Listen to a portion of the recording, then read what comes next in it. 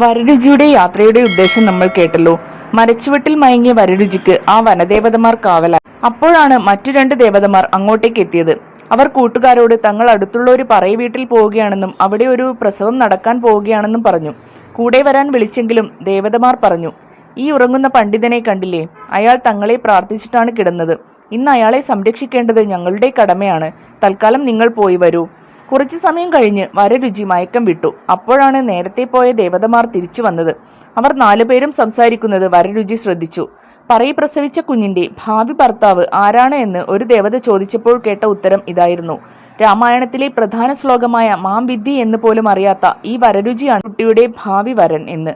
ഇത് കേട്ട് വരരുചി ഞെട്ടിയെങ്കിലും താൻ ഇത്രയും നാൾ അന്വേഷിച്ചു നടന്ന ചോദ്യത്തിന്റെ ഉത്തരം ലഭിച്ചതിൽ അയാൾ അതീവ സന്തുഷ്ടനായി. നേരം വെളുത്ത ഉടൻ അയാൾ കൊട്ടാരത്തിലേക്ക് ഓടിയെത്തി.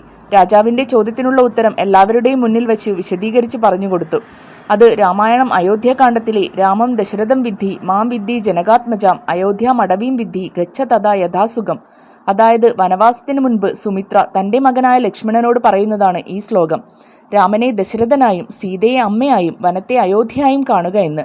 ഇതിൽ തന്നെ ഏറ്റവും ശ്രേഷ്ഠമായത് മാം വിദ്ധി ജനകാത്മജാം, സീതയെ അമ്മയായി കാണുക എന്നാണ്. ഉത്തരം കേട്ട് സന്തുഷ്ടനായ രാജാവ് വരരുചിക്ക് ഒരുപാട് പാരിതോഷികങ്ങൾ നൽകി. എന്നാൽ വരരുചി വിഷണ്ണനായി ദേവതമാരുടെ പ്രവചനത്തെപ്പറ്റി ഓർത്തിരുന്നു. എന്തു ചെയ്യുമെന്ന് ആലോചിച്ചു. അങ്ങനെ അയാൾ ആ പെൺകുട്ടി ജീവിച്ചിരിക്കുന്നത് രാജ്യത്തിന് ആപത്താണെന്ന് രാജാവിനെ പറഞ്ഞു ധരിപ്പിച്ചു.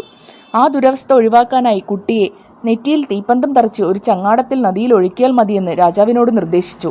രാജകൽപ്പന പ്രകാരം ഭടന്മാർ വരരുചിയുടെ ഇംഗിതം നടപ്പാക്കി. ഒരു നിഗൂഢമായ ചിരിയോടെ വരരുചി അത് നോക്കി നിന്നു. എന്നാൽ വിധിയെ തടുക്കാനാകുമോ?